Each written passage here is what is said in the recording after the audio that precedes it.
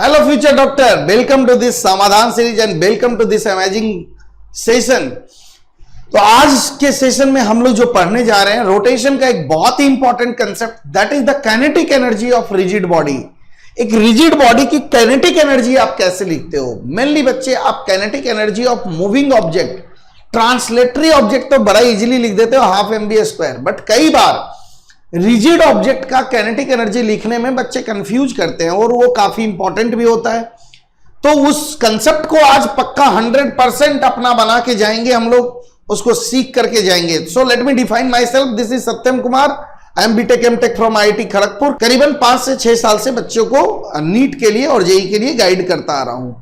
तो बच्चों आज के इस टॉपिक में हम लोग सीखेंगे आखिर एक रिजिड ऑब्जेक्ट में कैसे काइनेटिक एनर्जी आता है, किस वजह से आता है। ठीक है, चलिए तो ध्यान से देखें, आगे बढ़ते रहें। तो बच्चे सबसे पहली बात तो ये है यार कि हमने बचपन में क्या सीखा था। देखिएगा, ध्यान से सुनिएगा। हमने बचपन में सीखा था कि कोई भी ऑब्जेक्ट मास m है, v वेलोसिटी से जा रहा है, तो ट्रांसलेशन की वजह से काइनेटिक एनर्जी जो आता है, kinetic energy due to translation of any object is equal to half mv² के बराबर आता है। उसकी काइनेटिक एनर्जी हाफ mv² के बराबर होती है, पक्का समझे। और अगर मीन्स मान लीजिए ऑब्जेक्ट प्योर रोटेशन के अंदर है, वो कंप्लीट रोटेट कर रहा है, तो काइनेटिक एनर्जी क्या हो जाएगा, तो उसके बारे में हम लोग थोड़ा सा डिस्कशन कर लेते हैं। तो जैसे कि देखें, अगर मीन्स मान लीजिए ये ओमेगा से एक्सिस ऑफ रोटेशन के अबाउट रोटेट कर रहा हो, तो हम काइनेटिक एनर्जी क्या लिखेंगे? तो बच्चे हम यहां से r दूरी पे dm मास कंसिडर कर लेंगे, एक छोटू सा। अगर मैंने dm मास कंसिडर कर लिया तो बता सकते हैं अगर ये ओमेगा से घूम रहा है तो ये dm mass is doing circular motion with omega radius r, वो सर्कल पे घूम रहा होगा, तो इसकी वेलोसिटी टेंजेंट के अलोंग आएगा v is equal to omega r के बराबर। ठीक है बेटा, तो now can you tell me what is the kinetic energy of that DM particle? तो उस डीएम की जो काइनेटिक एनर्जी आएगा वो कितना आ जाएगा बच्चे? Half into DM into v² के बराबर आ जाएगा।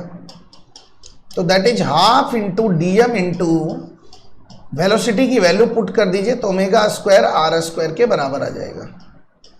अरे बूझा क्या पक्का है ना? तो इसकी काइनेटिक एनर्जी हमें कंप्लीट निकालनी हो रोटेशन की वजह से, तो इंटीग्रेट कर देंगे। तो बेटा ओमेगा² एंड हाफ कांस्टेंट है, वो बाहर निकाल लीजिए, तो इंटीग्रल dm r² बचेगा। तो बेसिकली टोटल काइनेटिक एनर्जी जो रोटेटरी ऑब्जेक्ट का हुआ वो half into omega into this term के बराबर बचा। और ये टर्म बेसिकली क्या कहला जाएगा? इंटीग्रल dm r² की वैल्यू मोमेंट ऑफ इनर्शिया के बराबर होता है। बच्चे इंटीग्रल dm r² कहते किसको है? मोमेंट ऑफ इनर्शिया को ही तो कहते हैं। तो ये मोमेंट ऑफ इनर्शिया के बराबर है। तो kinetic energy of rotation due to pure rotatory object, rotational kinetic energy will be half I ओमेगा² के बराबर हो गया।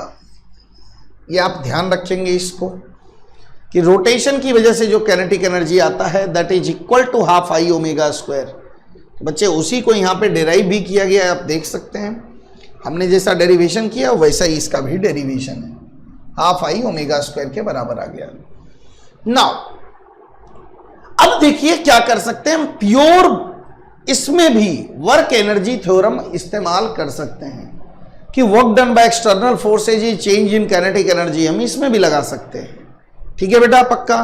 यानी कि इसमें भी हम एनर्जी कंजर्व कर सकते हैं। Actually energy conservation is a part of work energy theorem. जब नॉन कंजर्वेटिव फोर्स नहीं लगते हैं तो वर्क एनर्जी थ्योरम को ही एनर्जी कंजर्वेशन बोल देते हैं। तो एनर्जी कंजर्वेशन हम यहाँ पे यूज करके अननोन निकाल सकते हैं बच्चे। तो चलिए एक ऐसा सवाल कर लेंगे, जिस सवाल से सीख लेंगे कि आखिर इस टाइप का क्वेश्चन को कैसे किया जाए। तो देखिए एक रॉड है जिसका मास m है, लेंथ l है, रेस्ट से रिलीज कर दिया गया है यहां से। तो रॉड जब यहां पे आएगा तो इसमें कितनी काइनेटिक एनर्जी, ओमेगा कितनी होगी, ये पूछा है। तो बच्चे इनिशियल काइनेटिक एनर्जी की वैल्यू 0 है। तो जैसे जैसे ये नीचे आएगा आपको ये समझ में आना चाहिए इसकी पोटेंशियल एनर्जी काइनेटिक एनर्जी में कन्वर्ट हो जाएगी। कौन सी काइनेटिक एनर्जी में? रोटेशनल काइनेटिक एनर्जी में। तो बच्चे हम एनर्जी कंजर्वेशन करेंगे। तो देखिए पूरा मास सेंटर ऑफ मास पे कंसंट्रेटेड है, तो अगर मैं इसके पोटेंशियल एनर्जी को 0 मान लूं इस लेवल पे, तो यहां की पोटेंशियल एनर्जी कितनी हो जाएगी बता सकते हैं? तो ऑब्वियस सी बात है L/2। This distance is L/2, so potential energy will B mg L/2। L/2 से ऊपर जाएंगे तो पोटेंशियल एनर्जी विल इंक्रीज। तो अगर मैं एनर्जी कंजर्वेशन यूज करूं तो kinetic initial plus potential initial is equal to kinetic final plus potential final के बराबर आ जाएगा। इनिशियल काइनेटिक 0 है, पोटेंशियल इनिशियल की वैल्यू mg L/2 के बराबर है, काइनेटिक फाइनल की value half I omega square है, फाइनल पोटेंशियल एनर्जी की वैल्यू 0 है। तो बच्चे mg L/2 की value half into I moment of inertia of rod about that hinge point is ml²/3 into omega square के बराबर होगा। ठीक है, तो हाफ हाफ कटा, मास मास कटा, एल एल कटा, तो बच्चे ओमेगा की वैल्यू यहां से आ गया 3g/l का रूट अंडर। ठीक है, ओमेगा की वैल्यू आ गया रूट अंडर 3g/l के बराबर। तो दैट इज द ओमेगा। जब यहां से पास करेगा तो ओमेगा की वैल्यू रूट अंडर 3g/l के बराबर होगा। ठीक है, इस तरीके से हम लोग इसके एनर्जी को लिख सकते हैं। चलिए अब देखिए बेटा, आता है कि जब प्योर रोटेशन होगा तब तो सर काइनेटिक एनर्जी की वैल्यू हम रोटेशन की वजह से लिख देंगे half I omega square. Very good. अगर प्योर ट्रांसलेशन होगा तो kinetic energy due to translation हम लोग लिख देते हैं हाफ mv²। अब मान लीजिए कोई ऑब्जेक्ट है जो कि ओमेगा से रोटेट भी कर रहा है और ट्रांसलेट भी कर रहा है v वेलोसिटी से, मोमेंट ऑफ इनर्शिया I है, मास m है, तो इसकी टोटल काइनेटिक एनर्जी क्या होगी? तो जैसा कि आप जानते हैं इसको बोला जाता है CRTM, combined rotation and translation motion, CRTM के नाम से जानते हैं। तो इसकी टोटल काइनेटिक एनर्जी हो जाएगी due to translation half mv² and due to rotation half I omega square.